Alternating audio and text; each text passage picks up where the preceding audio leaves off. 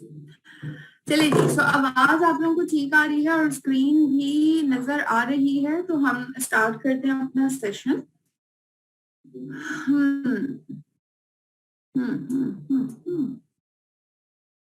Okay, hello Usha and everyone, voice clear है? ठीक है, Farooq Bashir, thank you so very much.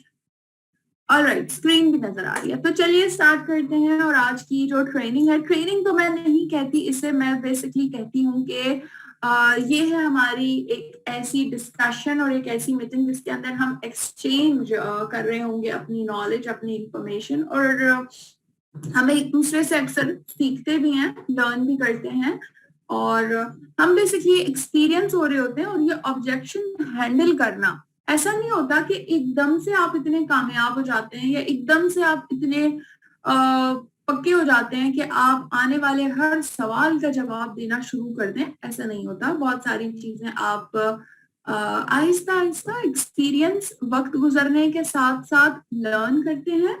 और एक चीज मैं हमेशा ये कहती हूँ कि आप जितने ज्यादा लोगों से एक तो होता है डर, अक्सर हम डरते हैं, और डरने की वजह से डरना सेंस ये कि हम एक दो लोगों से बात करते हैं और हमें नेगेटिव रिप्लाई या फिर हमें ऑब्जेक्शंस, इस तरह के सवाल हमारे सामने आते हैं कि हम डर जाते हैं और हम उसके बारे में बात करना छोड़ देते हैं।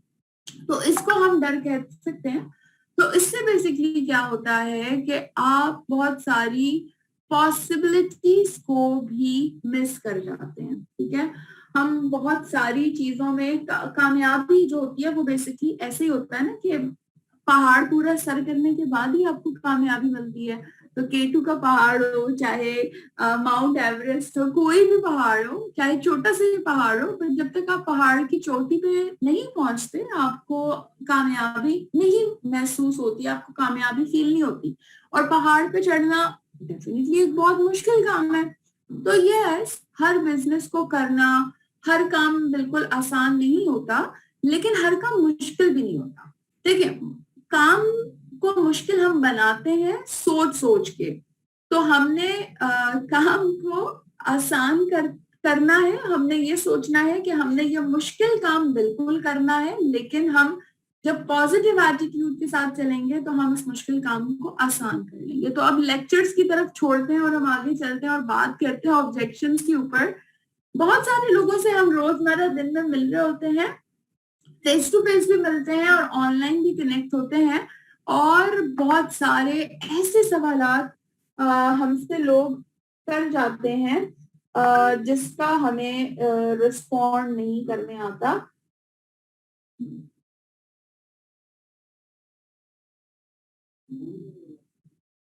ठीक है, या हमें जवाब नहीं मिल पा रहा होता। तो यहाँ पे हम कुछ ऐसे इम्पोर्टेंट या रिपीटेड क्वेश्चंस को ही डिस्कस करेंगे। अक्सर रिजेक्शंस के अंदर हमें एक सवाल बहुत ज्यादा ये आता है कि क्या जब आप ये अपॉर्चुनिटी शेयर करते हैं तो वो आपसे ये बात पूछ रहे होते हैं कि क्या ये डायरेक्ट सेल्स कंपनी है। ठीक है, तो डायरेक्ट सेलिंग करनी है। लोग बेसिकली डायरेक्ट सेलिंग के बारे में समटाइम थोड़ा सा कंफ्यूज होते हैं। ठीक है, आप लोगों को मैं यहाँ पे सिर्फ इस बात को, कॉन्सेप्ट को क्लियर करना चाहती हूँ। मैं आपको बताना चाहती हूँ कि डायरेक्ट सेल्स बेसिकली क्या होता है। डायरेक्ट सेल्स देखें, पूरी दुनिया के अंदर सेलिंग होती है, हर चीज की सेलिंग होती है। हर एक, कोई ना कोई एक बेचने वाला होता है, कोई ना कोई एक खरीदने वाला होता है, और ये इस दुनिया का निजाम है। तो हर कोई अपनी रोजमर्रा चीजों के अंदर कुछ ना कुछ सेल कर रहा होता है।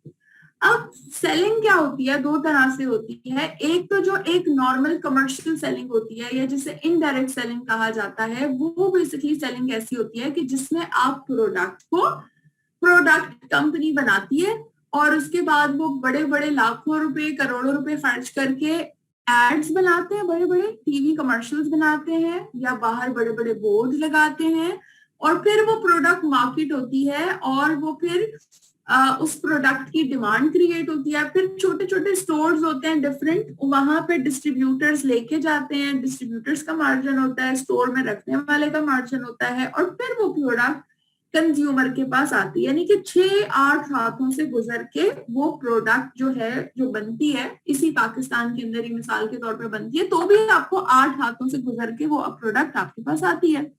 डायरेक्ट सेल्स क्या होती है? डायरेक्ट सेल्स से मुराद ये होता है कि इसके अंदर बड़े और छोटे डिस्ट्रीब्यूटर शामिल नहीं होते। इसमें सिंपल मैन्युफैक्चरिंग होती है, कंपनी अपनी प्रोडक्ट मैन्युफैक्चर करती है और कंपनी अपने ही रिटेलर्स या अपने ही डिस्ट्रीब्यूटर्स, यानी कि जैसे कि आप लोग हैं, ये एक ब्रिज का काम करते हैं और आप लोगों के पास डायरेक्टली प्रोडक्ट जहां मैन्युफैक्चर होती है वहां से आ रही होती है और फिर आप लोगों को रेकमेंड करते हैं। डायरेक्ट सेलिंग की कंपनी बिल्कुल है, यहाँ पे आप लोगों को रेकमेंड करते हैं और उसके अकॉर्डिंगली प्रोडक्ट आप उनको देते हैं। अब यहाँ पे सवाल पैदा होता है, जी डायरेक्ट सेल्स हमने तो इस कंपनी के बारे में नहीं सुना, या डायरेक्ट सेल्स ऐसी क्या चीज है? तो आपने प्राउडली लोगों को ये बात बतानी है कि डायरेक्ट सेल्स के बारे में आपको नहीं पता। आपने उनको बताना है कि ओरिफ्लेम इस वक्त यूरोप की सबसे बड़ी कंपनियों में शुमार होता है, ओरिफ्लेम का, जो कि डायरेक्ट सेल्स कर रही है कामयाबी के साथ। और डायरेक्ट सेल्स इस वक्त बहुत बड़ी मार्केट बन गई है। लोग, आप लोग ये नहीं देखते कि आजकल आपको मैं एक बड़ी जो लोग स्पेशली इंस्टाग्राम या फेसबुक बहुत ज्यादा यूज करते हैं वो मेरी बात को बहुत जल्दी समझ जाएंगे। आजकल आप लोगों ने देखा होगा कि जब भी कोई ऐसी कंपनी, जो मैं आपको दूसरा सेलिंग मेथड बता रही हूँ इनडायरेक्ट का, जिसमें प्रोडक्ट कंपनी फैक्ट्री में बनती है, फिर डिस्ट्रीब्यूटर्स के पास, फिर नीचे नीचे नीचे नीचे, फिर गली मोहल्ले के स्टोर्स के पास आती है और फिर कंज्यूमर लेता है, ठीक है।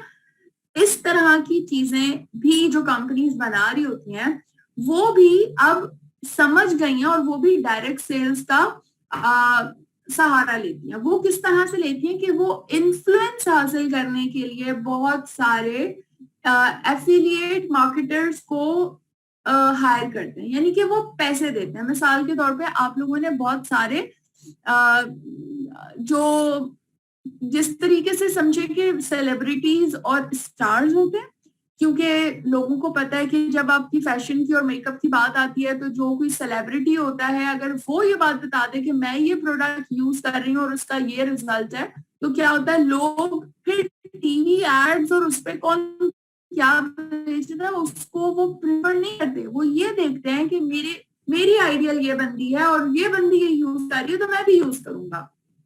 तो कहने का मकसद ये है कि इस वक्त इन्फ्लुएंस जो है वो बहुत ज्यादा काम करता है और डायरेक्ट सेल्स इन्फ्लुएंस के बगैर नहीं हो सकती। डायरेक्ट सेल्स ये कंपनी है, आपको प्राउड होना चाहिए कि यस, कंपनी डायरेक्ट सेल्स के थ्रू सेलिंग करती है और डायरेक्ट सेल्स का मेथड इस वक्त कामयाब तरीन मेथड्स में काउंट होता है। और इस वक्त अगर एक रिसर्च अभी रिसेंटली की गई थी ऑनलाइन और उस रिसर्च के मुताबिक 80% लोग अब प्रोडक्ट तब खरीदते हैं जब उन्हें कोई अपना जानने वाला या अपना कोई रिश्तेदार रिकमेंड करता है कि यार मैंने ये यूज की है और ये बहुत अच्छी है, तो वो लेते हैं। और सिर्फ 20% ऐसे दुनिया में अब लोग रह गए हैं जो कि एड्स के ऊपर बिलीव करते हैं कि एड अच्छा होगा, मॉडल खूबसूरत लगेगी और तो फिर ही हम प्रोडक्ट लेंगे, ठीक है। अच्छा, इतनी एडवर्टाइजमेंट के बाद भी उनकी प्रोडक्ट्स लो कॉस्ट होती हैं, शायद बहुत अच्छी बात आपने कही, लेकिन अब आप इस बात से ये अंदाजा लगाएं जो प्रोडक्ट इतनी एडवर्टाइजमेंट जिसके अंदर लाखों और करोड़ों रुपए शामिल होते हैं, उस एडवर्टाइजमेंट के बाद भी आपको वो इतनी सस्ती लग रही है, तो उस प्रोडक्ट के अंदर अगर कोई दावा करता है कि ये नेचुरल इंग्रेडिएंट से बनी है, तो क्या आपका दिल और दिमाग इस बात को गारंटी करेगा? नहीं करेगा, क्योंकि नेचुरल प्रोडक्ट्स इतनी सस्ती नहीं होती। मिसाल के तौर के ऊपर आप खुद एग्जाम्पल निकाल लें, एक बहुत ही घर घर में इस्तेमाल होने वाली लोकल बात, मैं आप लोगों को लोकल प्रोडक्ट के ऊपर बात करती हूँ। मिसाल के तौर पे आप हर घर में यूज होने वाली बात ये है कि आप एक घर में अपना मुर्गा पालें और उस मुर्गे को रोजाना आप खाने पीने की चीजें जिस तरह देती हैं, बाजरा और सब चीजें आप वो खिलाएं। जब आप उस मुर्गे को पालने के बाद, यानी कि वो आप नेचुरली पाल रही है ना आप उसको, जब आप उसकी कॉस्ट निकालेंगी तो वो एक ऐसी मुर्गी, यानी कि एक ऐसा मुर्गा जो कि एक बड़े फैक्ट्री के अंदर या एक एक मतलब, क्योंकि देखिए आपको पता भी है कि इस वक्त किस तरह पोल्ट्री का काम हो रहा है, तो वहां पे एक तरीके चीजें नहीं देखी जाती। उनकी खुराक के अंदर बहुत सारी ऐसी चीजें होती हैं जो कि उनको हेल्प आउट करती हैं कि वो जल्दी ग्रो हो जाए। तो आपको खालिस चीज हमेशा थोड़ी सी एक्सपेंसिव तो नहीं कह सकती, बट खालिस चीज हमेशा जो होती है ना वो थोड़ी सी नायाब होती है। तो आपने इस बात को अंडरस्टैंड करना है और लोगों को भी अंडरस्टैंड करवाना है। मिसाल के तौर पे मैं आप लोगों को ब्यूटी प्रोडक्ट की ही बात अगर करूं तो आप में से बहुत सारे लोग इससे पहले भी, और नानियां दादियां भी, बहुत सारी जड़ी बूटियों को लेके मिला के हुस्ने सफूफ नहीं हुस्ने यूसुफ और पता नहीं क्या क्या बहुत सारी इस तरह की चीजें बनती थी, मुझे याद है नाम सुने हुए। तो वो जड़ी बूटियां कोई सस्ती तो नहीं मिलती थी आपको, वो जड़ी बूटियां भी अच्छे अमाउंट में मिलती हैं। और उसको जब आप इतने प्रोसेस से गुजार के जब एक खालिस चीज आप बनाते हैं तो खालिस चीज की हमेशा एक कीमत होती है। ठीक है, तो प्लीज ये बात आप लोगों को अंडरस्टैंड कराएं। और इसके साथ वही बात कि लोगों को हमने ये बात समझानी है कि देखें आप ओरिफ्लेम की प्रोडक्ट को, क्योंकि ये एक ब्रांडेड प्रोडक्ट है, ये प्रोडक्ट को आप एक ब्रांडेड प्रोडक्ट या ओरिफ्लेम के लेवल की ही किसी प्रोडक्ट के साथ जो है वो मैच करें। अक्सर लोग ओरिफ्लेम के साबुन का मुकाबला हमारे पाकिस्तान में बनने वाले लाइफ बॉय और XYZ के साबुन के से मुकाबला करते हैं प्राइस की, कि ये साबुन तो हमें 38 रुपए का मिलता है और ये साबुन हमें जो है वो 250 रुपए का मिलता है। तो आपने इन चीजों को फोकस जब आप करेंगे तो आपके पास इतने सारे ऑब्जेक्शंस को हैंडल करने में आपको बहुत मजा आएगा और आप बहुत अच्छे जवाब दे सकेंगे। ठीक है, ओके जी, आगे चलते हैं, चले आगे। समझ आया आप लोगों को, मजा आया डायरेक्ट सेल्स के ऊपर? आगे चलें मजीद क्वेश्चन के ऊपर। ओके ग्रेट, चलें जी, गुड है, गुड गुड गुड, आगे चलते हैं। Okay okay okay, next question अक्सर आता है या लोग बात करते हैं कि मुझे नेटवर्क मार्केटिंग का बिजनेस पसंद ही नहीं है। नेटवर्क मार्केटिंग असल में पता है क्या, नेटवर्क मार्केटिंग के अंदर पाकिस्तान के अंदर भी, मैं नाम तो नहीं लूंगी, बट बहुत सारी ऐसी नेटवर्क करने मार्केटिंग करने वाली कंपनीज आई, ऐसी नेटवर्क मार्केटिंग लोगों ने किया, ऐसे तरीके से किया कि उन्होंने दूसरे को बेसिकली धोखा दे दिया। उसकी वजह से लोगों का क्या होता है, एक्सपीरियंस खराब हो जाता है। और इस वजह से बहुत सारे लोग जो हैं वो ये बात कहते हैं कि मुझे नेटवर्क मार्केटिंग नहीं करनी, क्योंकि उनका कोई ना कोई ऐसा एक्सपीरियंस गुजरा हुआ होता है। और अगर उनका अपना पर्सनल एक्सपीरियंस नहीं होता तो उन्होंने अपने फ्रेंड लिस्ट में या आगे पीछे किसी से सुना हुआ होता है इस चीज के बारे में ना। तो जब भी आपसे कोई ये बात कहे कि मुझे मार्केटिंग पसंद नहीं है, मुझे नेटवर्क मार्केटिंग का बिजनेस पसंद नहीं है, तो आपने उनसे डेफिनेटली यही बात पूछनी है, अच्छा तो आप मुझे बताइए कि आपने क्या किसी को देखा है जो कि जिसका कोई बैड एक्सपीरियंस रहा हो? ठीक है, थैंक यू सो मच, मुझे बहुत अच्छे अच्छे मैसेजेस आप लोगों के प्राइवेट में भी आ रहे हैं और माशाल्लाह पार्टिसिपेंट्स देख के तो मैं बहुत ही ज्यादा हैप्पी हूँ। I will keep doing this training on repeated basis. वैसे तो इस ट्रेनिंग का जो एजाज है वो तो जिलानी साहब के सर पे जाता है, बिकॉज जिलानी साहब ने ये ट्रेनिंग जबरदस्ती बनाई है, बट मुझे भी बड़ा मजा आता है इस ट्रेनिंग को डिलीवर करने में। तो आज जिलानी साहब को मैंने अपने साथ बिठाया हुआ, मैंने जो है वो ऑफिस के अंदर ही मौजूद थे, तो आई थॉट कि आज हम मजे से दोनों मिलके हम इस ट्रेनिंग को करेंगे। तो मेरे साथ जिलानी साहब भी हैं और बहुत सारी बातों के अंदर जिलानी साहब भी हमें ज्वाइन करेंगे। ठीक है जिलानी साहब? नहीं, जिलानी साहब ने मना कर दिया, वो अपना कोई कीमती मशवरा नहीं देने वाले। अच्छा जी, अच्छा जी, ग्रेट हो गया। चलिए जी आगे चलते हैं। और हम बात ये कर रहे थे कि बहुत सारे लोग कहते हैं कि हमें नेटवर्क मार्केटिंग का बिजनेस पसंद नहीं है। जी बिल्कुल, मैं ये सारे सवालों के जवाब दूंगी। अब आप लोग जो है ना वो लिखने से ज्यादा सुनने पर फोकस करें ताकि मजा आए आप लोगों को। और अगर लिखना चाह रहे हैं तो जरूर इम्पोर्टेंट पॉइंट्स को आप अपने पेन कॉपी से लिख लें, क्योंकि मैंने इसके बाद आप लोगों को पीपीटी नहीं देनी। अगर आप मुझसे पीपीटी मांगेंगे भी और ट्रेनिंग मांगेंगे भी तो इसमें सिर्फ सवाल लिखे हैं, तो जवाब तो आपको जो कि ये आपको अच्छा लग रहा है, ये आपको पॉइंट समझ आ रहा है, तो आप उसको नोट जरूर करके रख लें। ठीक है, तो पेन पेपर अपने साथ रेडी करके रखें। हम बात कर रहे थे कि नेटवर्क मार्केटिंग का बिजनेस कोई कहता है कि जी पसंद नहीं है। मेजॉरिटी लोगों को नेटवर्क मार्केटिंग की अलिफ और पूरी कहानी पता ही नहीं होती कि नेटवर्क मार्केटिंग होती कैसे। उन्होंने सिर्फ सुना हुआ होता है या उनका खुद का कोई ऐसा बैड एक्सपीरियंस होता है जिसकी वजह से वो आपको मना कर देते हैं और कहते हैं जी मुझे नहीं पूछना है कि क्या मुझे आप बता सकते हैं क्या आपका कोई ऐसा एक्सपीरियंस रहा हो, क्या आपने खुद किया था या कोई बैड तजुर्बा आपका रहा या आपने किसी को देखा जो कि इसमें कामयाब नहीं हो सका या XYZ, या आपके ख्याल से ये बिजनेस कैसे होता है। आपने उस वक्त उनसे इस तरह की बात करनी है कि आप इन्वॉल्व कर लें। ठीक है, हम बहुत ज्यादा अक्सर जब लोगों के साथ इंटरेक्ट करते हैं, बात करते हैं, तो हम सुनने से ज्यादा सुनाने पे फोकस करते हैं और हम खुद बोलते चले जाते हैं। उनको बस अपनी अपॉर्चुनिटी हम बस शुरू करते हैं ना, तो बस हम बोलते चले जाते हैं।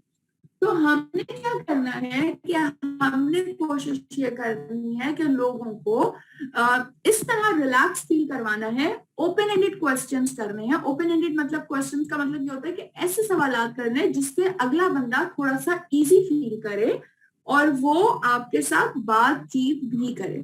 ठीक है, तो हम उनसे थोड़ा सा पूछेंगे और वो जैसे ही नेटवर्क मार्केटिंग के बारे में बात करेंगे, ओके सही है। सो हम जब इनसे बात वगैरह करेंगे तो हमें वजह पता चल जाएगी कि वो नेटवर्क मार्केटिंग को क्यों बुरा कह रहे हैं। यकीनन उनको सही तरीके से उनका कॉन्सेप्ट क्लियर नहीं होगा बिजनेस के बारे में। पहले आपने उनकी पूरी बात सुननी है और सुनने के बाद आपने उनको सही तरीके कार गाइड करना है जिस तरीके से हम इस नेटवर्क मार्केटिंग को कर सकते हैं। इस वक्त नेटवर्क मार्केटिंग बहुत ही स्ट्रॉन्ग बिजनेस है जो कि दुनिया भर में सक्सेसफुल है। हम लोग अक्सर, आप में से जो यहाँ पे मौजूद लोग हैं, पर्सनली आप लोगों ने भी एक्सप्लोर नहीं किया होगा। मैं आप सब यहाँ पे जितने लोग मौजूद हैं आप लोगों को भी कहूंगी कि सिर्फ एक दफा गूगल करें। मैं तो अपनी गूगल को अपनी माँ बोलती हूँ क्योंकि मुझे हर सवाल का जवाब वहां पे मिलता है। आपने गूगल करना है और वहां पे लिखना है कि नेटवर्क बिजनेस, ठीक है, network business in this world या फिर नेटवर्क बिजनेस के हवाले में उसके बारे में आप पढ़ें ताकि आपको पता चले कि ये कितना तेजी से फरोग पा रहा है। सही उर्दू बोली है मैंने, फरोग पा रहा है और बहुत तेजी से ये फैल रहा है। बहुत सारे लोग इस बिजनेस की तरफ आ रहे हैं। एक बहुत ही इंपॉर्टेंट चीज यहाँ पे पॉइंट दोबारा करूंगी। आप में से बहुत सारे लोग डिफरेंट फेसबुक के ग्रुप्स के ऊपर शामिल होते हैं और ग्रुप्स होते हैं डिफरेंट डिस्कशन वगैरह के। उसमें आपने देखा होगा कि पिछले 2 साल से 3 साल से एक ऐसा ट्रेंड आ चुका है कि लोग वहां पे पोस्ट करके ये पूछते हैं कि क्या किसी ने इस वेबसाइट से या किसी ने इस फेसबुक पेज से ऑर्डर किया है, क्या ये पेज फेक तो नहीं है। तो लोग क्यों करते हैं, लोग आपसे क्यों पूछ रहे हैं? आपका इन्फ्लुएंस बहुत ज्यादा इंपॉर्टेंट है। हमें तो बहुत प्राउडली इस बिजनेस को करना चाहिए क्योंकि हमारा तो ये बिजनेस है ही इन्फ्लुएंस का और हमारा तो ये बिजनेस है ही कि हम लोगों को गाइड करते हैं। तो देखिए, लोग परेशान हैं दुनिया के अंदर और लोग ढूंढ रहे हैं। इतने लोग पोस्ट करते हैं दिन के अंदर कि मेरी स्किन इतनी ऑयली हो रही है आजकल, मैं क्या यूज करूं। इतने लोग बेचारे इस तरह के सवाल करते हैं, तो थोड़ा सा हमने खुद भी एक्टिवली देखना है चीजों को, और ऐसी अपॉर्चुनिटीज हमें नजर आती हैं, हमने उनको ग्रैब करना है। आगे चलते हैं अगले पॉइंट के ऊपर, और अब हम डिस्कस करते हैं। बहुत सारे लोग ये बात भी बोलते हैं जी, मुझे मेरा पिछला एक्सपीरियंस ठीक नहीं रहा, पिछले एक्सपीरियंस में मैंने अपने लाखों करोड़ों रुपए डिपो दिए, पिछले एक्सपीरियंस में मैंने अभी XYZ बिजनेस शुरू किया था, उसमें मेरे अभी ताजा ताजा जो है वो 50,000 का मुझे नुकसान हुआ है, और इस तरह की बहुत सारी बातें करते हैं। तो आपने वहां पे उनको बताना है कि देखें, इम्पॉर्टेंट बात यही है कि मैं आपको जिस बिजनेस के बारे में बता रही हूँ, इसमें आपको इतना लगाना नहीं है जितना आपको रिटर्न मिलेगा। आपने सिर्फ और सिर्फ आप पूरी पूरी कैटलॉग की प्रोडक्ट्स ऑर्डर ना करें, आप कोई एक प्रोडक्ट ऑर्डर करें जो आपके यूज की भी है। मिसाल के तौर के ऊपर आप उनको बोले जी आप टूथपेस्ट ऑर्डर कर लें, ज्यादा से ज्यादा क्या होगा, आपको टूथपेस्ट पसंद नहीं आएगा, लेकिन ये टूथपेस्ट तो आपकी डेली रोजमर्रा की हर महीने की रूटीन के अंदर, आप ग्रोसरी पे जाके आप शॉपिंग करते हैं, आप हर महीने ऐसा तो होता ही नहीं है कि टूथपेस्ट आप ना खरीदें, चाहे आप गली मोहल्ले की दुकान से खरीदे, चाहे आप डिपार्टमेंटल स्टोर से खरीदे, चाहे आप गरीब हो चाहे आप अमीर हो, आप टूथपेस्ट तो यूज करते हैं।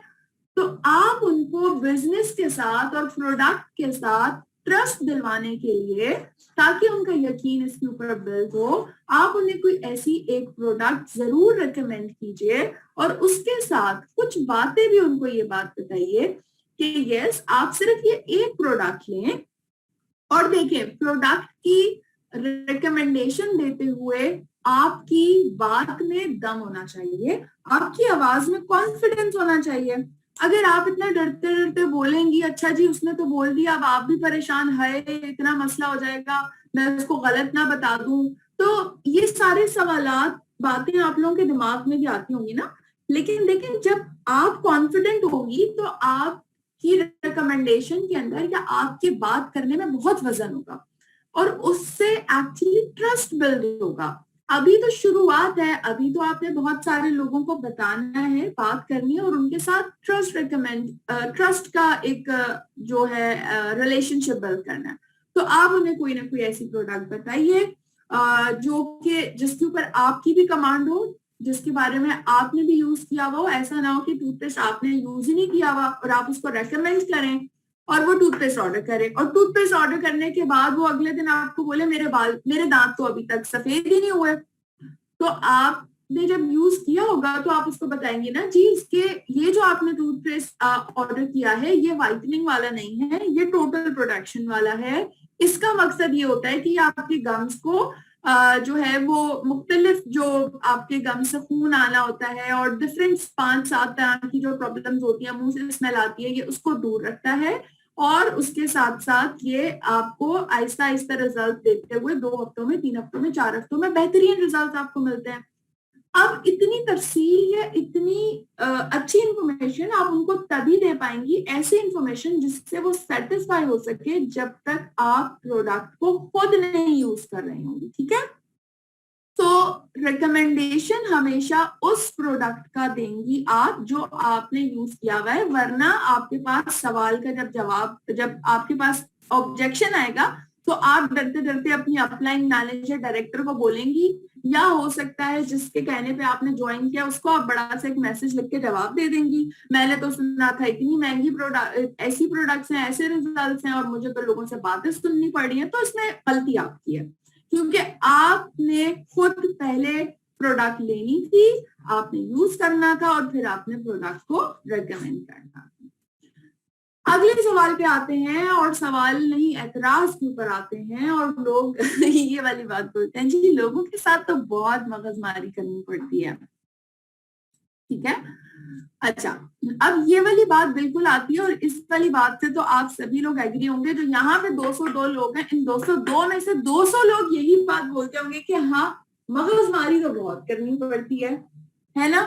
और इसी बात पे आप लोग अक्सर, बहुत सारे लोग जो है ऑर्डरिंग पे काम भी नहीं करते, या प्रोस्पेक्टिंग भी करते हैं तो 1-2 लोगों को समझा के कहते हैं हाय ये तो बहुत मगजमारी का काम है, मुझसे तो इतना काम नहीं होता और मुझसे तो ये सब चीजें नहीं होता। और चले, मैं कहती हूँ आप लोग नहीं तो आपकी टीम में जरूर दो दो चार चार लोग ऐसे होते हैं जो आपको ये बात बोलते हैं जी मुझसे नहीं इतनी मगजमारी होती। ठीक है, तो इसका जवाब क्या है? इसी वजह से बहुत सारे लोग छोड़ के भी चले जाते हैं। बिल्कुल बिल्कुल बिल्कुल बिल्कुल ऐसा होता है। अच्छा देखें, एक बात से आप लोग भी यकीन करेंगे, यकीन मेरे साथ मतलब क्या कहते हैं उसको, क्या कहते हैं, मतलब आप लोग एग्री होंगे मेरी बात से कि हम कोई भी ऐसा काम नहीं कर सकते जो जबरदस्ती कर रहा।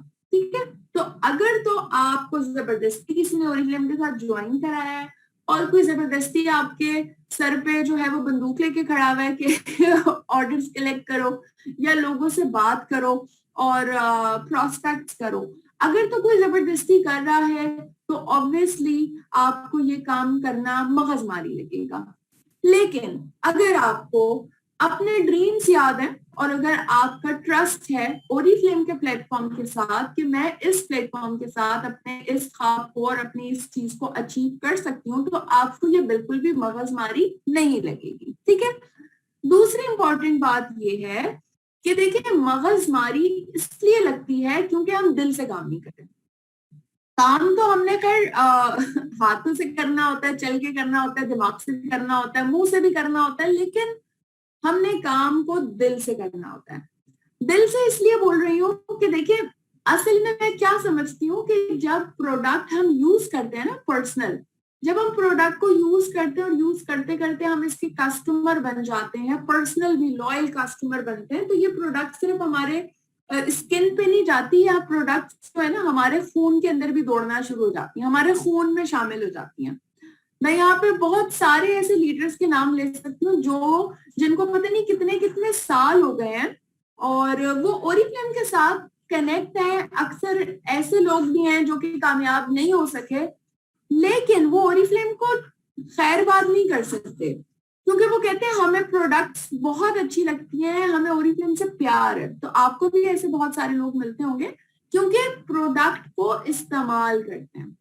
आपको मगजमारी तब करनी पड़ती है जब आप दिल से बात नहीं करते, जब आप रिपीटेडली एक स्क्रिप्ट के पीछे लगे हुए होते हैं और बस आपका काम होता है, आपने आपने समझा हुआ होता है कि बस मैंने 10 लोगों को ज्वाइन कराना है, ज्वाइन कराने के लिए वही घिसी पिटी तरीके हैं हम लोग कर रहे होते हैं। जी आप लोग ज्वाइन कर लें, कल मेरी लीडर की मीटिंग है, उस मीटिंग को अटेंड कर लें, वो लीडर बताएंगी अपॉर्चुनिटी क्या है और ये सब चीजें। जब हम इतना ड्राई, जब हम इतना अजीब से बातों के अंदर जब हम लोगों को अपॉर्चुनिटी बताएंगे तो उनका जवाब भी आगे से ना बहुत ही ड्राई आता है, बिल्कुल बगैर किसी इमोशन के। लोग सवाल भी नहीं करते, हाँ हूँ हाँ कर देते हैं या सुना देते हैं, तो आपको ये सब मगजमारी लगती है। तो आपने ओरिफ्लेम को ना दिल से करना है, बिल्कुल। तो जब आपके अल्फाज नेचुरल होंगे, आपके अल्फाज दिल से अदा हो रहे होंगे, तो आपने बिल्कुल भी मगजमारी नहीं लगेगी क्योंकि ये सिर्फ रिकमेंडेशन है। आप जिस प्रोडक्ट को सेल्फ यूज कर रही हैं आपने उसका फायदा बताना। जब आपने खुद यूज किया है तो उसका फायदा बताते हुए आपके अल्फाज खुद ब खुद दिल से निकलेंगे और दूसरे बंदे पे असर भी करेंगे और आपको रिस्पॉन्स भी आएगा, आपको पॉजिटिव इसके जवाब भी आएंगे। ठीक है, तो ये मगजमारी नहीं है, हमने सिंपल उनको बताना है कि देखिए हम पूरे दिन बहुत सारे बहुत सारी चीजों की हम पब्लिसिटी कर रहे होते हैं, हम बहुत सारी चीजें रेकमेंड कर रहे होते हैं, बात करते हुए लोगों से चलते फिरते हम इवन दो ये बात भी बता रहे होते हैं कि यार मेरा जो बच्चा है ना वो डॉलर की पेंसिल यूज करता है और बस डॉलर वाली ही अच्छी पेंसिल होती है क्योंकि वो बहुत जेट ब्लैक लिखती है। अब ये आप क्या कर रहे हैं, ये आप अक्सर ऐसी बातें करते हैं कि खाने के अंदर के जी वो फ्रोजन फूड इस कंपनी का अच्छा नहीं है, इस कंपनी का अच्छा है। आप अक्सर ये बातें बोलते हैं यार वो वाली फिल्म अच्छी नहीं है, वो वाली फिल्म अच्छी है। आप बोलते हैं ये वाली बुक अच्छी नहीं है, वो वाली बुक अच्छी है। आप खाने पीने के अंदर बोलते हैं ये वाले पैकेट के मसाले अच्छे नहीं है, उसके अच्छे हैं। और मतलब बेतहाशा चीजों के ऊपर आप रोजाना लोगों को बताते हैं। तो वही बात कि जब इन हवालों से ओरिफ्लेम की, क्योंकि तमाम तर प्रोडक्ट्स पूरी की पूरी लाइफ स्टाइल के हवाले से आपकी प्रोडक्ट्स हैं, आप जब इसके बारे में उनको बताएंगी तो आपको बेनिफिट मिल रहा है। बाकी जगहों से आपको किसी किस्म का ना गिफ्ट्स आते हैं आपको ईद के लिए, ना आपको कोई कमीशन मिलता है, ना आपको किसी भी हवाले से चीजें मिल रही होती हैं। ठीक है, आगे चलते हैं और बात करते हैं हम एतराज के ऊपर। अच्छा, जो लोग मैसेज लिख रहे हैं ना, मैं उनसे यही रिक्वेस्ट करूंगी कि अभी बहुत सारे एतराजात हैं जिसके जवाबात मैं आपको दूंगी, और ये हो सकता है नहीं बल्कि यकीनन जो सवाल आपने नीचे लिखा है उसका जवाब भी आपको मिल जाएगा। तो प्लीज थोड़ा सा पॉइंट्स पे फोकस करें। मुझे डर है कि आपका कोई इंपॉर्टेंट पॉइंट मिस ना हो जाए जिससे आपको बेनिफिट हो सके। ठीक है, सो प्लीज क्वेश्चंस में आखिर में भी मौका दूंगी और मैं उस पर भी आंसर करूंगी। आगे एतराज पे चलते हैं। और बहुत सारी खवातीन कहती हैं कि मेरा सेल्स में तो कोई एक्सपीरियंस ही नहीं है। अक्सर हजरात भी कह देते हैं, आप लोगों की फैमिली में सबसे ज्यादा तो जब हम हजरात में अपने भाई या अपने अब्बू या अपने किसी रिश्तेदार को बताते हैं तो वो भी ये कहते हैं कि मेरा सेल्स से कोई ताल्लुक नहीं है, और मैं तो एक्चुअली सेल्स का कोई एक्सपीरियंस भी नहीं रखता। तो आप उनको क्या बताएंगी? आप उनको ये बात बताएंगी कि देखिए, ओरिफ्लेम भी बेचता नहीं है, हम रेकमेंड करते हैं, और जब हमें प्रोडक्ट की नॉलेज होती है, इंफॉर्मेशन होती है, तो हम ज्यादा अच्छा रेकमेंड करते हैं, और रिकमेंडेशन देने के ऊपर हमें बेनिफिट होता है, हमें प्रॉफिट मिलता है। तो सेलिंग तो करनी नहीं है। हम तो आपसे ये बात कह ही नहीं रहे कि आपने इतना स्टॉक करना है और उसके बाद आपने लोगों को जाके बेचना है, क्योंकि देखिए, ओरिफ्लेम की स्किन केयर के अंदर आपको कितनी रेंजेस नजर आती हैं। अगर मैं गिनना शुरू करूं, नोवेज है, ऑप्टिमल्स है, और नोवेज के अंदर भी 3 और मेंस की मिला लूं तो 4 रेंजेस हैं। ऑप्टिमल्स के अंदर भी मैं अगर बात करूं तो 3 रेंजेस आपके पास हैं, 4 है बल्कि। इसी तरह मैं अगर नोवेज की बात करूं, बेतहाशा रेंजेस है, और प्योर स्किन भी है, और एसेंशियल्स भी है। अब इतनी सारी प्रोडक्ट्स क्यों बना रहे हो ओरिफ्लेम? क्यों वो इतनी सारी चीजें? और हर ऑप्टिमल्स के अंदर आपको इवन आउट की अलग मिलेगी, आपको ऑयली स्किन अलग मिलेगी, आपको हाइड्रा मैथ अलग मिलेगी, आपको रेडियंस अलग मिलेगी। क्या आपने कभी सोचा है कि हम ओरिफ्लेम इतनी क्यों चीजें बना रहे हैं? इतनी स्किन केयर की क्या जरूरत है? कोई एक 5-in-1 फॉर्मूला क्रीम क्यों नहीं बना देता जिसके अंदर बस ये लगाओ और फिर बेनिफिट है? क्योंकि ओरिफ्लेम का मानना है कि आपको हर प्रॉब्लम, हर बंदे की स्किन डिफरेंट होती है, और स्किन के हवाले से जो उनकी कंडीशन होती है वो डिफरेंट होती है। हर किसी की स्किन सेम नहीं होती, हर किसी को एक ही स्किन केयर का सेट सूट नहीं करता, क्योंकि उनकी नीड डिफरेंट होती है। कुछ लोगों की फाइनेंशियल भी अफोर्ड नहीं हो रहा होता नोवेज, तो उन्हें हम ऑप्टिमल्स या लव नेचर का रिकमेंडेशन दे सकते हैं। ठीक है, तो इस वजह से आप सेलिंग करेंगे अगर ओरिफ्लेम को ज्वाइन करके, तो ऑब्वियसली आप फिर महीने के आखिर में या महीने की स्टार्टिंग में आप रोते रहेंगे, मैं क्या करूं, ओरिफ्लेम में तो प्रोडक्ट ही स्टॉक में नहीं होती, मैं क्या करूं, मैं कैसे सेल करूं, मैं कैसे बिजनेस करूं, यहाँ पे तो कंपनी में प्रोडक्ट ही नहीं होती। तो ऐसे लोगों से आपने दूर रहना है। दूर रहने से मुराद ये कि अगर ऐसे कोई कह रहा है तो फौरन से आप के कान खड़े हो जाएं। इसका मतलब कि वो रिकमेंडेशन नहीं दे रहा, इसका मतलब कि वो सेलिंग कर रहा है, और सेलिंग करना आपको नुकसान देता है। इस तरह प्रॉब्लम्स क्रिएट होती हैं। अगर आप शुरू से रिकमेंडेशन पर चलेंगे तो आपके ऑलरेडी कस्टमर के साथ एक डिस्कशन होती है, कस्टमर के साथ आपकी बातचीत होती है। आपने अगर उसको मिसाल के तौर के ऊपर पहले आपने उसको इवन आउट रिकमेंड किया था क्योंकि उसके फेस के ऊपर डार्क स्पॉट्स थे, या फेस के ऊपर उसकी डबल टोन स्किन थी, और आपने उसको इवन आउट रिकमेंड किया था, और अब इवन आउट स्टॉक में खत्म हो गया। अब आप क्या करिए? अब आप बोलेंगे इवन आउट की तो कोई रिप्लेसमेंट नहीं है। लेकिन अगर आपने थोड़ा सा अपनी प्रोडक्ट को, उस प्रोडक्ट को जिसका बिजनेस आपने करना है, जिसको आप कहते हैं कि ये मेरा बिजनेस है, तो आपने तो सच्ची बात है अभी तक ऑन ही नहीं किया अपने बिजनेस को। आपने कब प्रोडक्ट तो आपको तो कैटलॉग के अंदर कितनी प्रोडक्ट्स हैं आपको तो उसका काउंट भी नहीं पता, आपने तो ऑन ही नहीं किया। तो हमने अपने अंदर भी देखना है कि हमारी लैकिंग क्या क्या है और उस पर हमने काम करना है। तो मैं बात रिप्लेसमेंट की कर रही थी, जब मुझे नॉलेज होगी तो मैं उसको बता दूंगी कि देखें ठीक है ये अभी करंटली नहीं है लेकिन इसकी रिप्लेसमेंट है, मैं आपको इसको ऑल्टरनेट रिकमेंड कर देती हूँ, आप ऐसा करें आप इकोलॉजिन यूज कर लें क्योंकि आपकी एज ऑलरेडी 32 है और इकोलॉजिन यूज करने से आपके फेस के डबल टोन स्किन ये सब चीजें तो मसले हल होंगे ही, उसके साथ आपकी जो एजिंग लाइंस जो रिंकल्स पड़ रहे हैं आपके ये मसले भी हल हो जाएंगे और ये तो बेहतरीन रिजल्ट्स आपको देता है और यूं है और यूं है और ये सारे बेनिफिट्स आप उनको बताएंगी। जब आप उनको इस तरह बताएंगी तो डेफिनेटली आपका कस्टमर जो है वो इस बात को अंडरस्टैंड करेगा और वो आपके कहने के ऊपर जब उसने पहले इवन आउट लिया था तो वो इकोलॉजिन भी लेगा और मे भी पॉसिबल कि आपको उसको लव नेचर देना पड़े। लव नेचर देते हुए आप उसको ये भी बात कर सकते हैं कि देखिए एटलीस्ट फेस फिलवक वो स्टॉक में नहीं है लेकिन आपकी स्किन के लिए जरूरी है कि आपकी स्किन रोजाना साफ हो, हाइड्रेट हो और नरिश्ड हो, तो उसके लिए हमारी लव नेचर बेसिक रेंज है, मैं आपको फिलवक के लिए ये प्रोडक्ट दे रही हूँ, आप इसको यूज करें। अब जैसे ही ये स्टॉक में आएगा आप 2 ले लीजिएगा, एक लेके एक्स्ट्रा रख लीजिएगा ताकि अगर कभी ऐसा कोई प्रॉब्लम हो तो आपको सफर ना करना पड़े।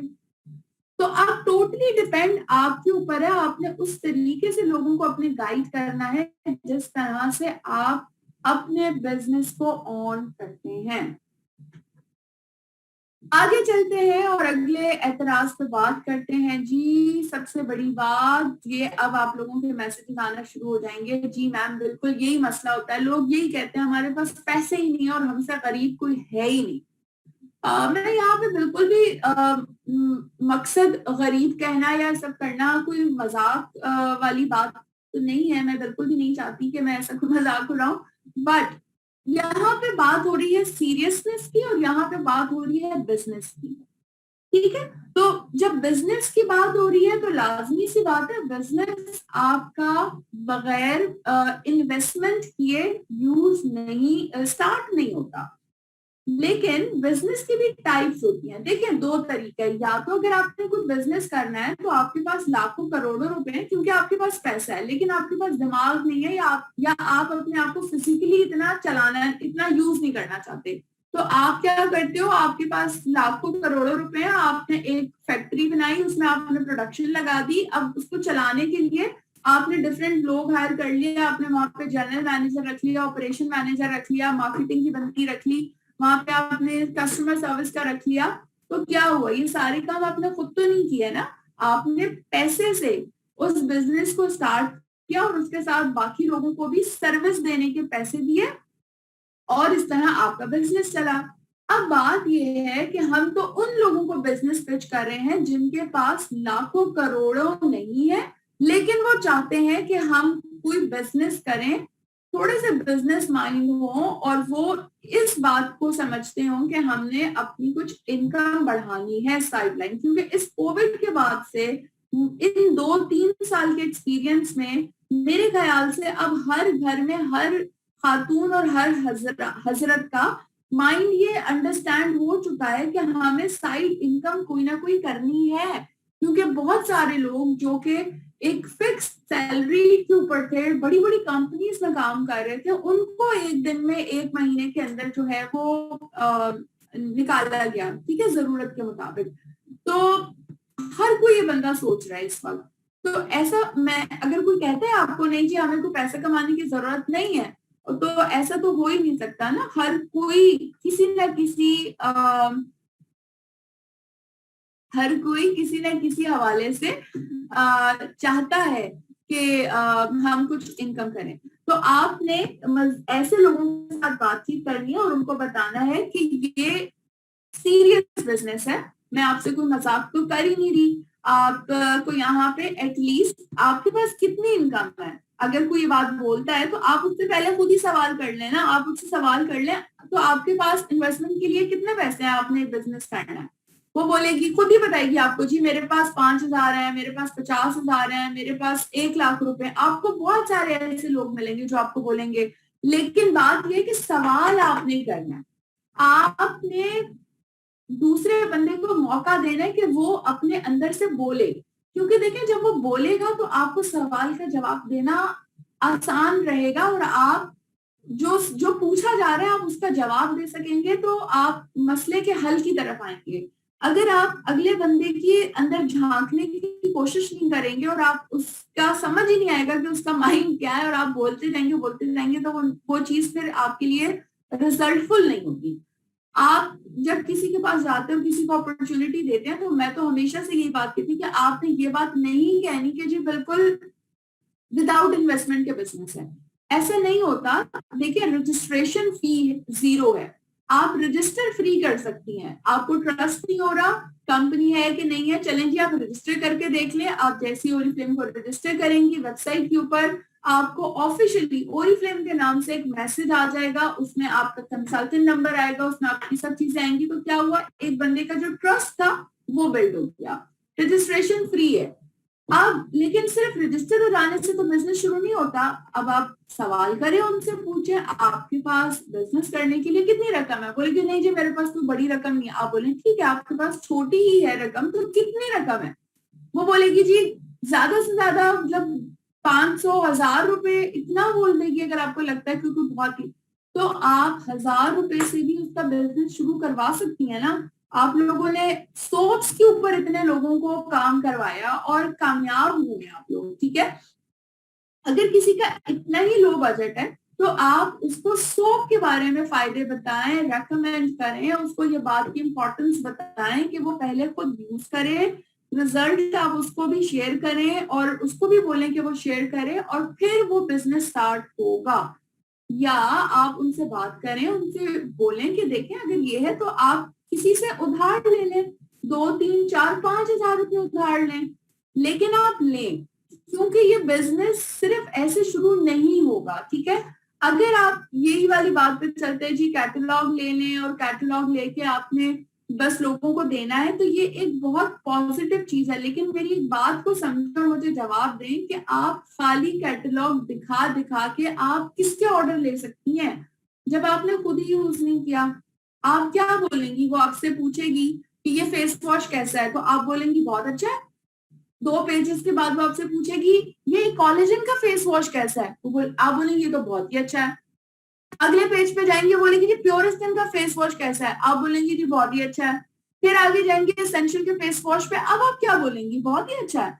तो देखिए अगला बंदा भी ना बेवकूफ नहीं है, आपके बातों के और आपके अल्फाज से अगले बंदे को पता चल जाता है, ठीक है। जिस तरह अभी आप लोगों को मेरे अल्फाज से पता चला होगा ना कि यार ये कितना स्टूपिड काम हम करते हैं कि हम बोलते हैं बस बहुत ही अच्छा बहुत ही अच्छा बहुत ही अच्छा।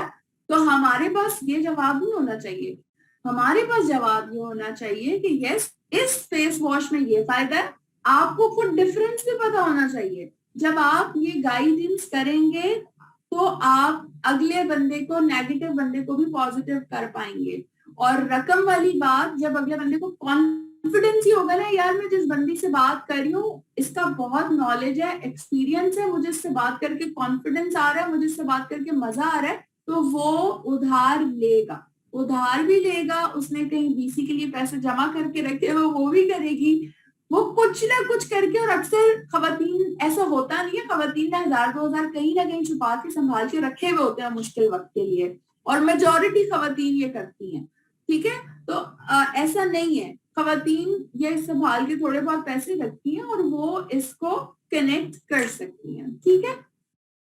तो रकम की बात है तो यस आपने अब इम्पोर्टेंस के बारे में बात करनी है कि यस देखिए इम्पोर्टेंस है और आप पैसे के साथ ही सक्सेसफुली कर सकती हैं, बट यहाँ आपको कोई लाखों करोड़ लगाने ही नहीं है जिसके ऊपर आपको प्रॉब्लम हो।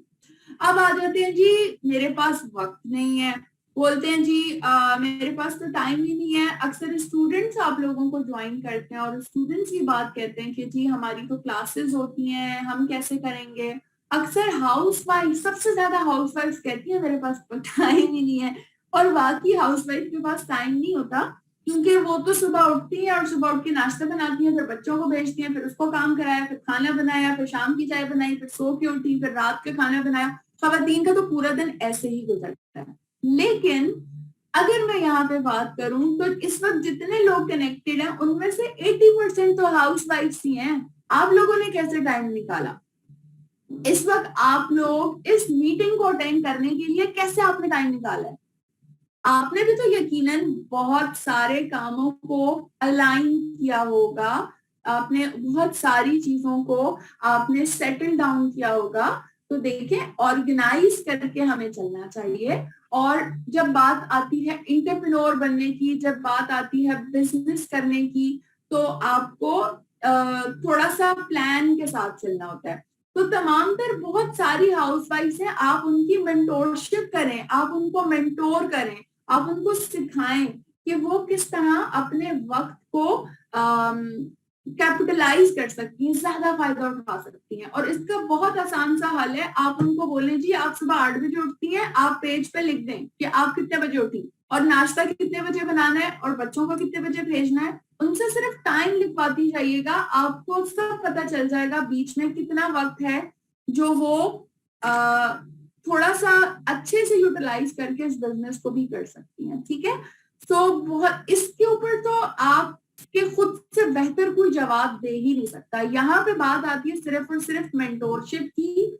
लोगों के देखें दिमागों को ना गाइड करना है, लोगों को समझाना है। हम चाहते हैं कि हमें पका पकाया हलवा मिल जाए। हम यहाँ पे हमें जो नया प्रोस्पेक्ट मिले और वो खातून हो और वो बोले जी मैं हाउसवाइफ हूँ, और आप उसको बोले जी चलो आप मेरे साथ बिजनेस कर लो, तो वो बोले हाँ जी मैं तैयार हूँ। बहुत सारे लोग तैयार भी होते हैं, लेकिन बहुत सारे लोगों को मेंटोरशिप देके आप उन्हें अपने इन्फ्लुएंस में लेते हैं, यानी कि आप उनको अपने असर में ले लेते हैं। वो लोग आपसे इम्प्रेस होते हैं, आप उनको अपना एक्सपीरियंस शेयर करते हैं कि देखो मैं भी एक हाउसवाइफ हूँ, मेरे 10 बच्चे हैं, XYZ जितने बच्चे हैं। आप उसके साथ बताएं कि मेरे भी हस्बैंड जॉब पे जाते हैं, लेकिन मैं इन सारी चीजों को इस तरह से मैनेज करती हूँ। और सिर्फ मैं नहीं करती, मेरी टीम के अंदर और 10-15 खवातीन हैं जो कि मेरे साथ मिलके, हम सब मिलके बिजनेस करते हैं और हम एक दूसरे की मदद करते हैं। तो चलो आप भी चाहो तो मेरे साथ कनेक्ट हो जाओ और मैं आपको साथ साथ गाइड भी करूंगी। मैं आपको हर वो तरीका बताऊंगी जिस तरह मैंने अपने टाइम टेबल को सेट किया, मैनेज किया और मुझे हेल्प आउट हुई। तो ये सारी चीजें आप भी कर सकती हैं। ठीक है, तो ये बेहतरीन हो गया। अच्छा, यहाँ पे मुझे बसीरत का मैसेज देख के मुझे हंसी आ गई, और बसीरत की एक जुमला मुझे बहुत ज्यादा पसंद है। बसीरत बताती है कि मैं अपनी टीम से बात करती हूँ और मैं टीम से, खवातीन से बात करती हूँ, मैं उनको ये भी बताती हूँ कि मैं तो आटा गूंथते हुए भी कानों में हैंड्स फ्री लगा के अपना बिजनेस करती हूँ, मैं तो खाना पकाते हुए भी कानों में हैंड्स फ्री लगा के अपना बिजनेस करती हूँ। तो मुझे बड़ी अच्छी और बड़ी लोकल और बड़ी परफेक्ट एग्जाम्पल्स हैं, और ऐसी एग्जाम्पल्स आप लोग भी शेयर कर सकती हैं, क्योंकि ये बहुत बड़ी मोटिवेशन होती है हाउसवाइफ के लिए कि शायद उनका माइंड ही नहीं जाता इतने सारे बच्चों के साथ और इतनी सारी मसरूफियात के साथ कि वो कितना कुछ कर सकती हैं। ठीक है जी, आगे चलते हैं और अगले सवाल पे चलते हैं। ओरिफ्लेम की प्रोडक्ट्स महंगी है, हाय हाय हाय हाय। अब सवाल जो है ना वो मजे का आ गया, एतराज जिसका जवाब लेने के लिए बहुत सारे लोग यहाँ पे बेचैन हो रहे हैं और मैसेजेस कर रहे हैं। ठीक है जी, इसके बहुत सारे जवाब हैं। तो मैं चाहूंगी कि या तो आप लोग पेन पेपर से लिखना शुरू कर दें, ताकि एक जवाब काम ना करे तो दूसरा जवाब दें, दूसरा जवाब काम ना करे तो तीसरा जवाब दें। ठीक है, और बहुत सारे जवाब इंशाल्लाह इस पे आपको मिलेंगे। एटलीस्ट मेरे एक्सपीरियंस से जितने हैं मैं वो सारे के सारे आपके साथ शेयर करूंगी। ठीक है, अच्छा स्टार्ट करते हैं जी। सबसे पहले चलें जी, गुड है गुड है गुड है। अब हम सवाल के जवाब पे आ रहे हैं। रेडी हैं आप लोग? जवाब देना शुरू करूं। सबसे इम्पोर्टेंट सवाल जिसके पीछे शायद आप लोगों ने ज्वाइन किया आज की इस मीटिंग को, ओरिफ्लेम की प्रोडक्ट्स महंगी है ना? अच्छा जी, सबसे पहले बात को अंडरस्टैंड करते हैं और ये बताएं कि ओरिफ्लेम की जो प्रोडक्ट्स हैं ये कहाँ पे बनती हैं? जल्दी बताएं, ओरिफ्लेम की प्रोडक्ट्स कहाँ बनती हैं? स्वीडन में। अच्छा तो अच्छा ठीक है, गुड हो गया। ओरिफ्लेम की प्रोडक्ट स्वीडन में बनती है, और ओरिफ्लेम की प्रोडक्ट कौन बनाता है? जर्मनी में जर्मनी में नहीं बनती, स्वीडन में बनती है। ओरिफ्लेम की प्रोडक्ट्स कौन बनाता है? साइंटिस्ट बनाते हैं। गुड हो गया, वेरी नाइस। और ओरिफ्लेम की प्रोडक्ट्स किन चीजों से मिलकर बनती है? ओरिफ्लेम की प्रोडक्ट्स फ्रूट्स, नेचुरल इंग्रेडिएंट से मिलकर बनती है। गुड हो गया। और ओरिफ्लेम की प्रोडक्ट्स के अंदर कोई मिलावट होती है? जीएमओ फॉर्मुलेशन, कोई जेनेटिकल चेंजेस वगैरह किए जाते हैं? नहीं किए जाते ना। और ओरिफ्लेम की प्रोडक्ट्स टेस्टेड होती हैं या नहीं होती? देखें जरा कितनी जल्दी जवाब लिख के जा रहे, लिख के जा रहे। टेस्टेड होती हैं कि नहीं होती? होती हैं। कौन कौन सी टेस्टेड होती हैं? डर्माटोलॉजिकली टेस्टेड होती हैं, वॉलंटियरली ह्यूमन टेस्टेड होती हैं। गुड। और इसके साथ क्लिनिकली टेस्टेड होती हैं। ये क्लिनिकली टेस्टिंग जो होती है ना, ये काफी महंगी तरीन टेस्टिंग होती है, क्योंकि ये प्रॉपर मतलब स्किन के अंदर ना उसका पूरा मॉइस्चर देखा जाता है, उसकी पूरी बहुत ज्यादा डिटेल के अंदर, सिर्फ मॉइस्चर ही नहीं, सारा कोलेजन वगैरह भी और बहुत सारी चीजें देखी जाती हैं। खैर, तो ये जो प्रोडक्ट है जो कि आप लोगों को पता चला कि ये प्रोडक्ट इस तरीके से बनती हैं, कोई ऐसी प्रोडक्ट आप खुद तख्लीक करेंगी तो क्या वो प्रोडक्ट 100 रुपए की होगी?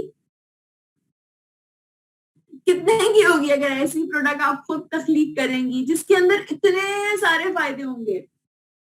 और एक ऐसी प्रोडक्ट जो कि आपको, जिसकी फेक नहीं मिलती, क्योंकि ये ऐसी प्रोडक्ट नहीं है जिसमें आपको जो जो जो समझे कि जिसकी मैन्युफैक्चरिंग लोकली भी हो रही हो, ठीक है, ऑब्वियसली नहीं होती। तो देखें, इतनी सारी बातें जो आपको पता है, बताने में कंजूसी ना किया करें। ये सारी बातें बताया करें, कंजूसी ना करें। थोड़ा सा ना, मैं समझती हूँ कि आप लोगों को पता तो सब कुछ है, सिर्फ माहौल नहीं बना पाते।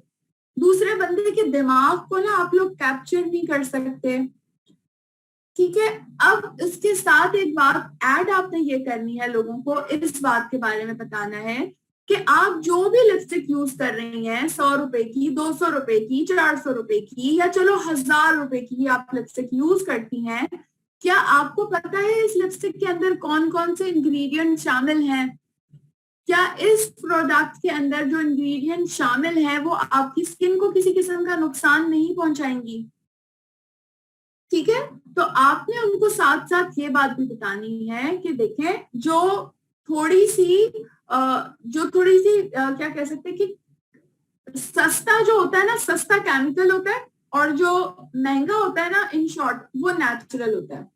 केमिकल से बनी हुई जो भी चीज है, क्योंकि केमिकल सस्ता होता है, आप मतलब थोड़े से केमिकल से स्पेयर में जो चीज आपके पास सॉलिड पड़ा हुआ है उस पूरे को आप बना सकते हैं ना। नेचुरल चीज ऑब्वियसली आपके पास होती है बड़ी, लेकिन जब उस नेचुरल का एक्सट्रैक्ट निकालते हैं तो वो और कम हो जाती है, ठीक है। तो ये बात आपने लोगों को समझानी है कि केमिकली इसके अंदर कम से कम चीजें केमिकल्स के साथ शामिल हैं, जिसकी वजह से आपकी स्किन को, अल्लाह ना करे, स्किन के कैंसर और मुख्तलिफ स्किन की बीमारियों से भी सेफ रहेगी। आपको इस हवाले से कोई टेंशन नहीं होगी कि ये जो प्रोडक्ट आप यूज कर रही हैं, इस प्रोडक्ट के इस्तेमाल से ये सब चीजें होंगी। तीसरी बात अगेन ये आती है कि आप उनको बताएंगी क्वांटिटी का गेम, क्योंकि ओरिफ्लेम की प्रोडक्ट्स क्वांटिटी वाइज कम यूज होती हैं। नॉर्मली मुझे नहीं पता इस वक्त फेयर एंड लवली कितने की है, बट ये शायद एक ऐसी क्रीम है जो कि मेजॉरिटी लोग यूज भी करते हैं और बड़े मजे से करते हैं। तो उसकी क्रीम की अमाउंट मुझे एग्जैक्टली नहीं पता, बट वो महीने में शायद आपकी 2 यूज होती होंगी, या अगर पर्सनली भी आप बड़ी पैक यूज कर लें तो महीने में 1 यूज होगा।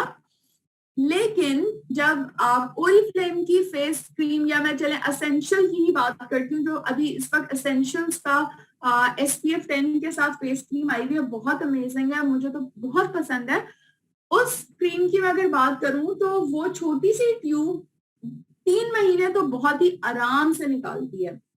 तो जब आप उनको बताएंगी कि आप जो चीज अपने फेस पे इस्तेमाल कर रही हैं, इसको इस्तेमाल करने के अंदर आपको कोई डर नहीं है कि ये प्रोडक्ट किस पे यूज हुई है, और आपको ये भी डर नहीं है कि ये आपके फेस पे क्या असर जो है वो लेके आएगी, ठीक है, आपको ये श्योरिटी होती है। तो ओरिफ्लेम की प्रोडक्ट्स महंगी नहीं है, ओरिफ्लेम की प्रोडक्ट्स नायाब हैं, कीमती हैं। उसकी वजह ये है कि नेचुरली प्रोडक्ट्स के अंदर इंग्रेडिएंट शामिल किए गए हैं, ठीक है।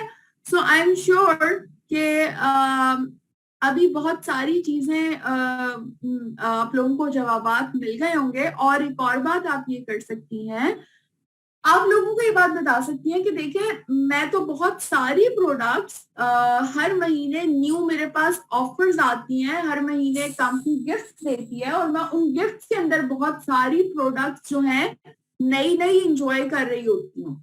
क्योंकि देखिए, अक्सर वेलकम के अंदर यानी कि सेल्स एक्शन के अंदर ऐसी प्रोडक्ट्स भी होती हैं जो कि आपको 399 रुपीज में मिल रही होती हैं, और उसमें आप अक्सर नई चीजें ट्राई कर रहे होते हैं। जैसे कि इस वक्त आप लोग बॉडी मिस्ट ट्राई कर रहे होंगे, जो कि, या शावर ऑयल ट्राई कर रहे होंगे, जो आप लोगों के पास 75 रुपीज के ऑप्शन में अवेलेबल है।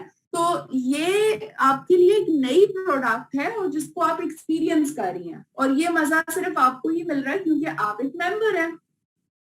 सो बहुत बहुत सारी चीजें और बहुत सारे सवालात के जवाबात हैं, और एक ही जवाब से हर कोई सेटिस्फाई नहीं होता। तो इतनी सारी बातें करने का मकसद ये है कि ये सारी नॉलेज आपके पास है, ये पॉइंट्स हैं, आप कस्टमर के अकॉर्डिंगली उसको जवाब दें, ठीक है। हम अक्सर सोचे बगैर लोगों को जवाब देते हैं, ये गलती नहीं कीजिएगा। लोगों के सवाल को समझते हुए और उनके बैकग्राउंड को देखते हुए उस पर उनको जवाब दीजिएगा। और मजीद कुछ लोग ये भी कहते हैं, जो कि ऑलरेडी जिनका थोड़ी सी नो हाउ होती है के हवाले से, नेटवर्किंग के हवाले से, तो वो लोग अक्सर कहते हैं कि ये जो चेन सिस्टम है, इस चेन सिस्टम के अंदर वो लोग कामयाब होते हैं जो पहले आ जाते हैं। तो इसकी एग्जांपल्स अगर देखी जाए तो हमारे नेटवर्क के ऊपर बिल्कुल भी सही साबित नहीं होती, क्योंकि बहुत सारे इस वक्त, अगर मैं ऑनलाइन की बात करूं तो पिछले 2 सालों में तो स्पेशली जितनी प्रोग्रेस और जितनी स्पीड आई है ऑनलाइन लीडर्स के ऊपर, वो सारे के सारे नए लोग हैं, ठीक है। तो ऐसा नहीं है कि ये बात ये सही है, यकीनन लोगों के एक्सपीरियंसेस हो सकते हैं, क्योंकि मैंने आपको बताया कि जब डायरेक्ट सेलिंग होती है तो डायरेक्ट सेलिंग करने के लिए भी डिफरेंट प्लान्स होते हैं ना, आपको कोई ना कोई फाइनेंशियल प्लान एक फॉलो करना होता है। तो लाजमी नहीं है कि जो ओरिफ्लेम प्लान फॉलो कर रही है या कोई और कंपनी प्लान वो फॉलो कर रही है तो ओरिफ्लेम भी वही अपना सक्सेस प्लान फॉलो कर रहा हो। नो, नेटवर्क मार्केटिंग जो होती है उसके अंदर बहुत सारे प्लान्स होते हैं, जिसके अंदर ये जो चेन सिस्टम है उसके अकॉर्डिंगली काम होता है, लेकिन उसके डिफरेंट प्लान्स होते हैं। कुछ प्लान्स के अंदर ऐसा होता है कि आप काम करना शुरू करते हैं तो पहले दिन से ही बेहतरीन आपको लाखों करोड़ों के मुनाफे होने शुरू हो जाते हैं, बट उसके बाद आपको नहीं पता होता कंपनी कब आई और कब चली गई। और समटाइम ऐसा भी होता है कि आप 10 साल बाद 20 साल लगे रहते हैं और 10-20 साल के बाद कहते हैं जी आपके मरने के बाद जो है वो आपको इतने करोड़ रुपए मिलेंगे, ऐसा भी होता है। लेकिन कहने का मकसद ये है कि ओरिफ्लेम का जो सक्सेस प्लान है, इस प्लान के अंदर आपको ऐसा कोई भी बैनर ऑप्शन नहीं होता कि जो पहले आए हैं वही कामयाब है। आप उनको बता सकते हैं जी आप इसी महीने से आप अपने सक्सेस को देखते जाइएगा। टोटली ओरिफ्लेम में सक्सेस आपके पोटेंशियल के ऊपर डिपेंड करती है कि आप कितना एफर्ट इस बिजनेस में डाल रहे हैं। अच्छा जी, एक और सवाल अक्सर लोग आ रहे होते हैं कि ओरिफ्लेम में कामयाब की तादाद सिर्फ 10% है। अच्छा जी, 10% है वो वैसे तो ये वाले भी बड़े कोई शातिर किस्म के लोग होंगे जिनको ये पता होगा, बट 10% भी लोगों को नहीं पता होता। मेजोरिटी लोग सिर्फ आपको इन शॉर्ट ये कहते हैं कि जी ओरिफ्लेम में तो सारे लोग ऐसे ही घूम रहे हैं, वो कहते हैं हमें तो कुछ नहीं मिला, हमें तो कुछ नहीं मिला, और ओरिफ्लेम में तो कुछ नहीं रखा हुआ, हमें तो नुकसान हो गया और हमें तो ये हो गया। तो जब ऐसे लोगों से आप बात करेंगी, थोड़ा सा डिस्कस करें, उनसे पूछें अच्छा आपने किससे बात की थी, जिन्होंने आप, वो आपकी क्या कोई जानने वाली हैं, आपने उनको देखा, मॉनिटर किया, उन्होंने कैसे काम किया था, कितने लाख लगाए थे, कितने करोड़ लगाए थे, किस चीज के ऊपर लगाए थे। जब आप थोड़ा सा इंक्वायर करेंगी ना तो आपको पता चल जाएगा। मेजोरिटी ज्यादातर लोग सुनी सुनाई बातों पे बिलीव करते हैं, और जिन लोगों ने किया होता है और वो नेगेटिव हो चुके होते हैं, इनकी उनको कोई खास रिस्पॉन्ड नहीं मिला होता, सक्सेसफुल नहीं होते, उसके पीछे बहुत बड़ी वजह उनके अपने काम करने का तरीका होता है। क्योंकि बात आज भी मेरे ख्याल से पूरी मीटिंग का आखिरी हल जो है ना, या एक अगर मैं जवाब में बात करूंगी तो वो यही है कि पर्सनल यूज। जब तक आप पर्सनल यूज नहीं करेंगे, आप ऑब्जेक्शन को हैंडल ही नहीं कर सकते, क्योंकि ना आपको प्रोडक्ट की नॉलेज होगी, ना आपको कंपनी से प्यार होगा, ना आपको अपॉर्चुनिटी का पता होगा। तो हर चीज शुरू हो रही है आपके पर्सनल यूज से। तो जब आपने उनसे सवालात इतने किए होंगे और आप उनसे पूछेंगी तो आपको अंदाजा हो जाएगा कि वो जिसका एग्जाम्पल आपको दे रही हैं, यकीनन उन्होंने प्रोडक्ट को खुद यूज करने के बजाय, अपनी ऑर्डर करने के बजाय उन्होंने रजिस्ट्रेशन ली होगी, और उसके बाद उन्होंने लोगों को मैसेजेस के अंदर सिर्फ ऑनलाइन पीडीएफ भेज भेज के और फ्लायर की और प्रोडक्ट की पिक्चर्स भेज भेज के, सिर्फ पिक्चर्स भेज के वो सोच रही होंगी, एक्सपेक्ट कर रही होंगी कि उन्हें लाखों और करोड़ों रुपए मिल जाएंगे। ठीक है, तो अक्सर लोग ये काम कर रहे हैं जिसपे वो बहुत जल्दी डिमोटिवेट भी हो जाते हैं। तो ऐसे लोगों को तो मैं यही कहती हूँ कि ये तरीका ही गलत था। आपने तो पहले खुद यूज करनी थी, और जब तक आप अपना पर्सनल एक्सपीरियंस शेयर नहीं करेंगे, ये डायरेक्ट से उसका बिजनेस है, आप इसमें कामयाब नहीं हो पाएंगे। ठीक है, अगली बात बहस आ जाती है जी हराम और हलाल की।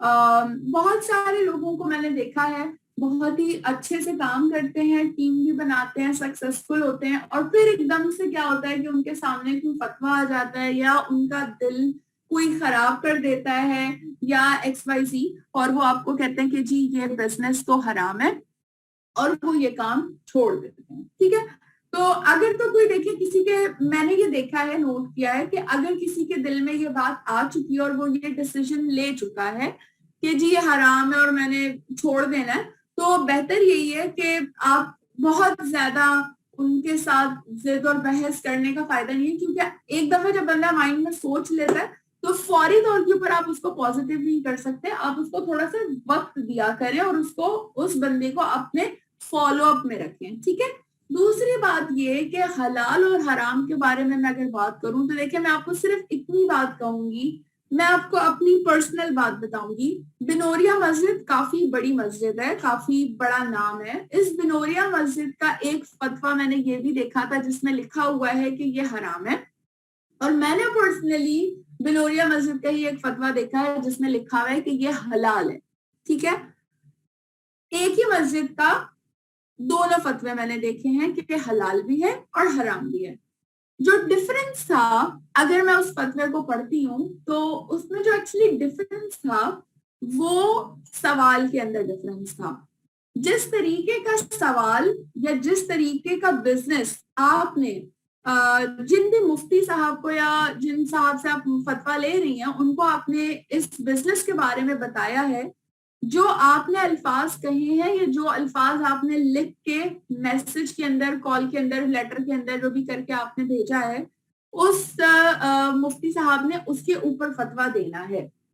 अब हर किसी को ओरिफ्लेम के बिजनेस और ओरिफ्लेम के सक्सेस प्लान की सही इंफॉर्मेशन नहीं है। मैं अगर आज की तारीख में आप लोगों से पूछूं तो आप में से 200 में से शायद 100 लोग तो ऐसे होंगे जिन्हें बेसिक कैलकुलेशन भी नहीं आती।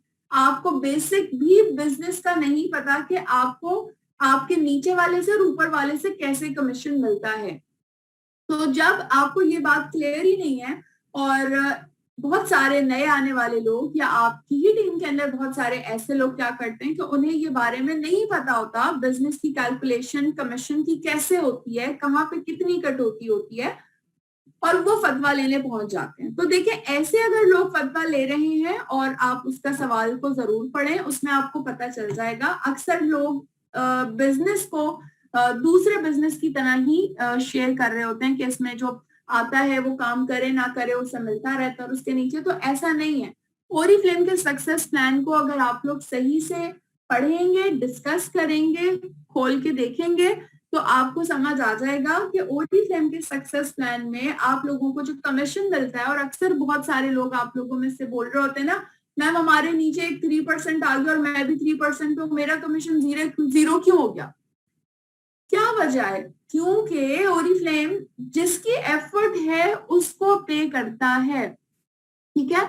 सो 3% के हवाले से फिर हम आपको बताते हैं कि जब आपके नीचे 3 आया है तो आपने नेक्स्ट लेवल की कोशिश करनी है और नेक्स्ट लेवल अचीव करना है। इस तरह आप दोनों का कमीशन बनता है। तो ये एक छोटी सी एग्जांपल मैंने आपको जस्ट यहाँ पे बताई है, और इसके बारे में तो अगेन जितनी हम बहस करते जाएंगे वो बनती रहेगी। बट बात, आपका दिल मुतमईन होना चाहिए, आपको पता होना चाहिए। बट इस तरह का कोई भी डिसीजन लेने से पहले आपको कोई ये बात बताता है कि जी ओरिफ्लेम हलाल है या हराम है, तो आप ओरिफ्लेम के सक्सेस प्लान को स्टडी किए बगैर डिसीजन ना लीजिएगा।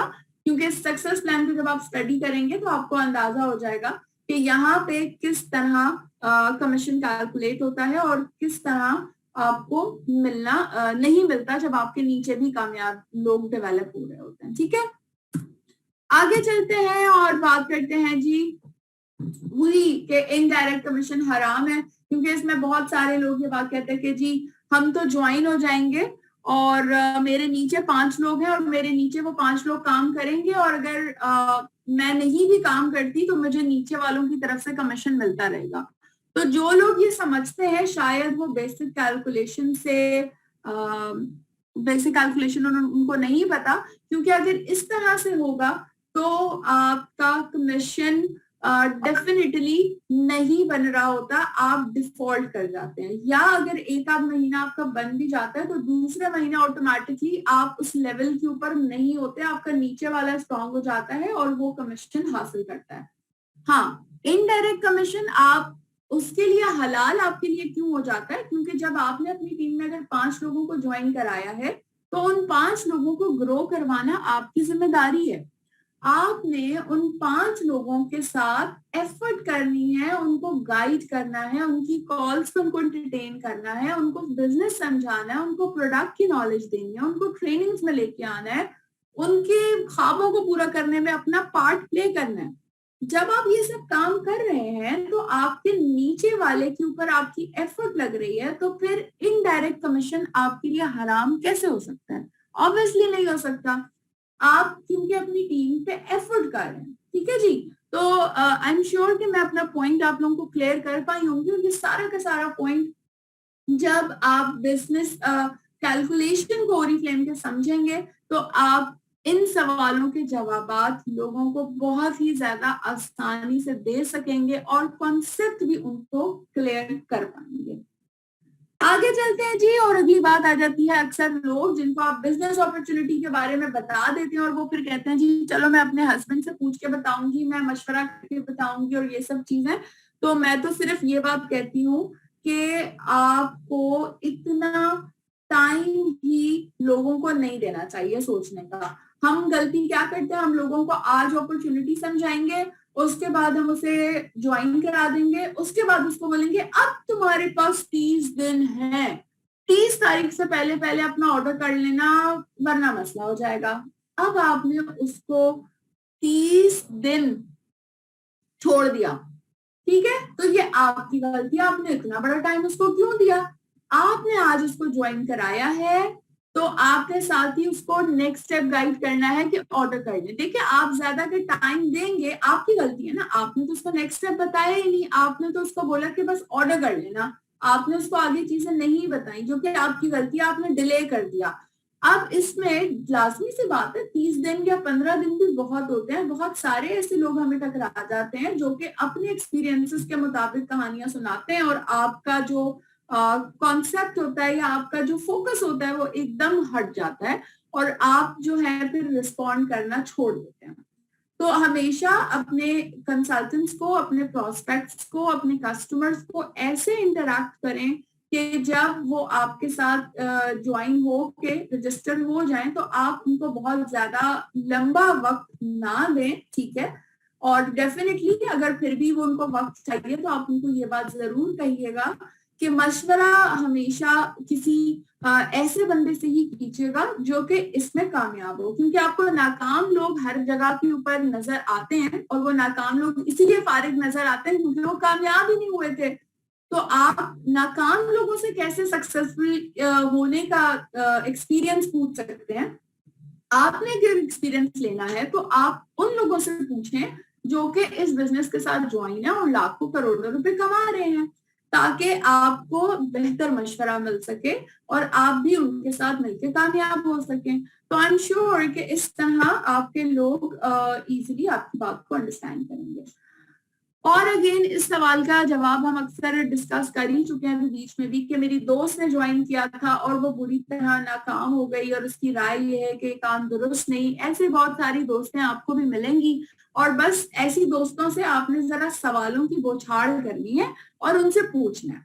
उनको ये नहीं समझाना, ये नहीं बोलना आपने कि मैं तुम्हें बताती हूँ मेरे तरीके से काम करके देखो। नो, ये तरीका आप अपना बाद में बताएंगी, पहले आप उनसे तो सुने कि उन्होंने क्या तरीका फॉलो किया था।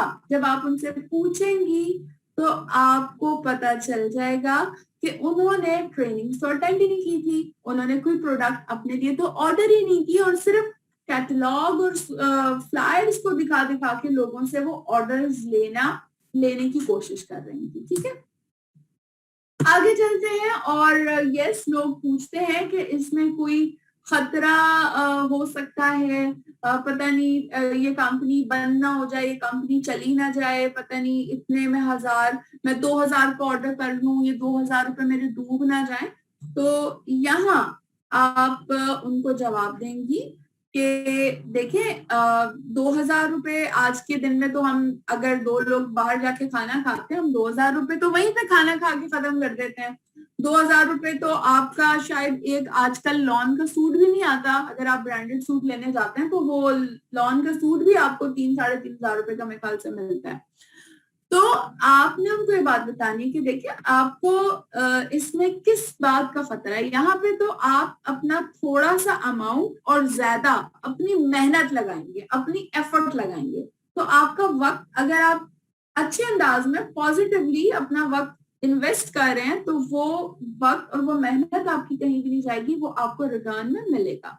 और दूसरी बात यही कि आपने यहाँ पे कोई लाखों करोड़ों रुपए तो लगाने ही नहीं है। जो हम तो सिर्फ कह रहे हैं कि बेशक एक प्रोडक्ट ट्राई करो, लेकिन आप ट्राई करो ताकि आपका ट्रस्ट बिल्ड हो, ताकि आपकी अंडरस्टैंडिंग क्लियर हो, और आप ये डिसीजन ले सको कि यस मुझे ये बिजनेस करना चाहिए। ठीक है जी। और इसके अलावा बहुत सारी बातें लोग आपको बोलते हैं, घर वाले इधर उधर, पुरानी दोस्तें, ये वो ब्ला ब्ला ब्ला, बहुत सारे लोग मुझे पता है आपके आसपास मौजूद होते हैं जो आपको हमेशा बोलते रहते हैं, मैंने कहा था ना अभी तक तुम वहीं की वहीं खड़ी हुई हो, तुम कामयाब ही नहीं हुई, देखो कुछ भी नहीं हुआ। तो ऐसे लोग तो बोलते ही रहते हैं और उनका काम बोलना होता है, लेकिन आपने ऐसे जुमलों को एज अ चैलेंज लेना। और अगर आपने ये जुमला सुन लिया है कि तुम तो अभी तक वहीं की वहीं खड़ी हो, तो वाकई में आपका खून जो है ना वो खोलना चाहिए, जोश मारना चाहिए आपके खून को, और रिक्रूटमेंट की ना आपने भरमार लगानी और अपने नीचे लोगों को सक्सेसफुल करना है। क्योंकि ऐसा जुमला अगर सुन लिया है तो लाजमी सी बात है, अब तो आप पे लाजिम हो गया, आपने फौरन से अपने आप को, अपने बिजनेस को देखना है, आपने ग्रो करना है, और ग्रो होके अपनी जो भी सेलिब्रेशन एंड रिकग्निशन है उसका आपने जो पिक्चर है वो उनके साथ शेयर करनी है जल्दी। ठीक है जी। और लोगों का काम होता है डिसअपॉइंट करना, बिल्कुल ऐसे ही जैसे शैतान का काम होता है कि वो आपको मायूसी की तरफ लेके जाए, और अल्लाह ताला भी हमें यही कहते हैं कि मायूसी कुफ्र है, तो हमने बिल्कुल भी मायूस नहीं होना। हम मुसलमान हैं और हम पूरी कोशिश करेंगे, हर रोज एक नई सिमत की तरफ जाएंगे, हर रोज कुछ नया करने की कोशिश करेंगे। आपने सिर्फ ये चीजें देखनी है कि आपका आने वाला दिन पिछले दिन से बेहतर हो। अगर आज आप खड़े हैं और आपकी टीम में कोई रिक्रूटमेंट नहीं है, कल आपकी टीम में एक भी बंदा ऑर्डर कर दे, तो ये आपके लिए बेहतरी है और ये आपकी एक एफर्ट है जिसका आपको रिटर्न मिल रहा होगा। ठीक है, तो आपने बस इसी को कोशिश करना है।